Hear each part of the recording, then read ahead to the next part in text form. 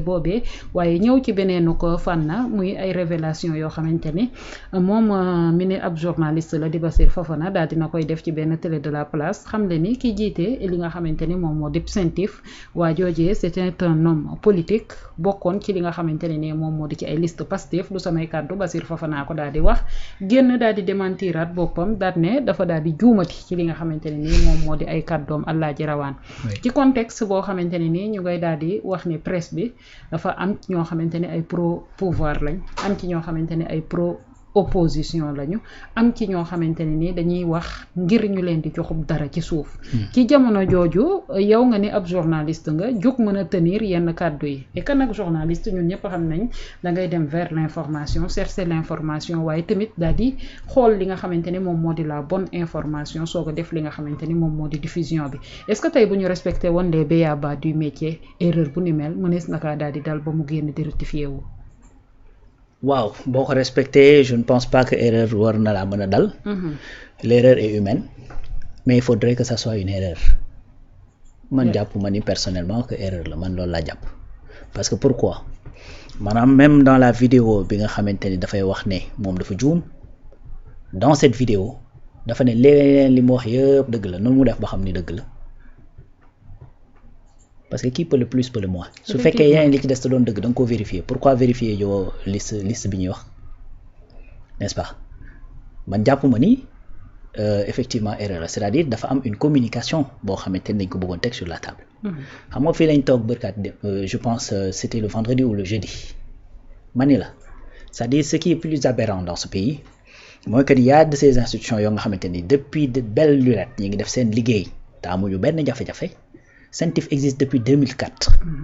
mi ngi def ay rapport am di ko déposer nit ñi effectivement di def liggéey bi ñu war a liggéey fu mu toll nii y a plus de 200 personnes yoo xamante ne CENTIF da leen di topp ñi ngi ciy dégg seen tur bariwuñu. déedéet. xam nga CENTIF jour boobu on l'a traité fii ensemble. 928 signalements la ñu jot 928 signalements traité ko ah. joxe 46 dossiers def 46 rapports sur 928 signalements. donc CENTIF dañ koy signaler muy traité di segg yi nga xamante ne teyul xel wala boog bu teyee xel itam xool nañ ko gis nañ ni problème nekku ci. am na lu ko justifier. très bien yi tey xel mu jël ko jébbal ko ki nga xamante ne mooy justice pour justice creuser CENTIF jàpp mënta jàppalu mënta bàyyilu mënta garde à vue mënta def leneen li muy def mooy saytu gis ne lii amul lu ko justifier à son niveau mu jël jox juge ne ko creuser ko. n'est-ce pas léegi yow su fekkee ni pour revenir au raisonnement bi ma doon su fekkee ni loolu am na maanaam yow mu leer la ni yow juge ba mu nekk ak yu demee noonu mënatoo ci wax parce que chaque jour nga gis koo xamante ni dafay nekk déjà bu doon ci procureur ba ñu ne procureur bi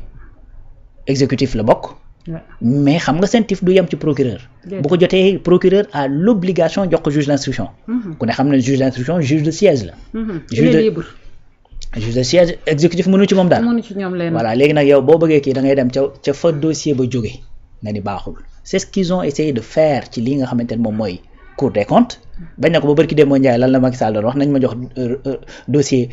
IGF bi pour ñu mën a xam exactement nan lañ liggéey nangam pour dire tout simplement parce que c'est une stratégie bu ñu nekk di développer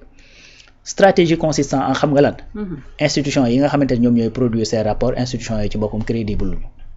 fan lañ bëgg a jaaree crédibilité boobu mooy dañoo am ay connotation politique donc dossier yi c'est politique loolu lañ ci jublu wuñ ci leneen pourquoi may wax ne loolu lañ ci jublu pourquoi nga war a jël ki nga xamante ni moom moo jiite CENTIF nga bëgg a wax ne dafa nekk ci benn liste mais immédiatement tu dis que moo toppoon ci Ousmane Sonko pour def la relation dans la tête des gens comme ñoom ñaar ñoo bokkoon benn liste moo toppoon ci moom kon moo ko teg fee mu tegu kon bu ko fa tegee et cetera mu ngi koy moo tax ma ni man pour man juum amu ci c'est-à-dire y a une communication boo xamante ne dañ ko doon loolu te certainement il n'avait pas nu ma koy tuddati nan laa koy waxee dañoo compté wul woon dañoo yaakaarul woon ni cette communication de riposte bi nga xamante ne moom lañ ci def dem seeti liste bi parce que binda gis nga boo toogee ci plateau nii di expliquer c'est-à-dire y a des gens yu nga xamante ne dañ lay déglu mot pour mot c'est-à-dire les Sénégalais n'ont pas de temps à perdre Sénégalais yi ni ñu ñàkkee jot koo xamante ni dafa jël temps am toog ci média di déglu c'est-à-dire li muy déglu ñor na ko bu ko ñorul woon du fa toog. day nekk ci yeneen yitte parce que les gens n'ont pas de temps à perdre donc kooku nga xamante ne amul temps à perdre moo bu toogee di la déglu c'est-à-dire da lay déglu religieusement da lay déglu mot pour mot donc moo tax looy wax yow da nga ko war a peser te loolu moom moo ko gën a xam sauf que première chose mooy déjà xam nga mënoo wax ne Bachir Fofana xamul ne liste yi dañoo paritaire. lu mu xam la. parité kañ la exister depuis Ablaye Wade. kon xam na ni les listes sont paritaires si les listes sont paritaires naka la une liste bu dem élection législative ñu valider ko et tout ça war a mën a am ñaari góor yu tegaloo xam nga loolu mënta ne. nga ni moo topp ci Ousmane Sonko. mais c'était tout simplement pour faire la relation ne diw ak diw ils sont de connivence donc booy dégg tur yi c'est parce que effectivement que les moo nekk derrière loolu jublu woon mais loolu ça tient pas. bëgg kaa def commande politique. merci beaucoup mais loolu c'est-à-dire dans ce pays ce qui est extraordinaire maintenant mooy que ni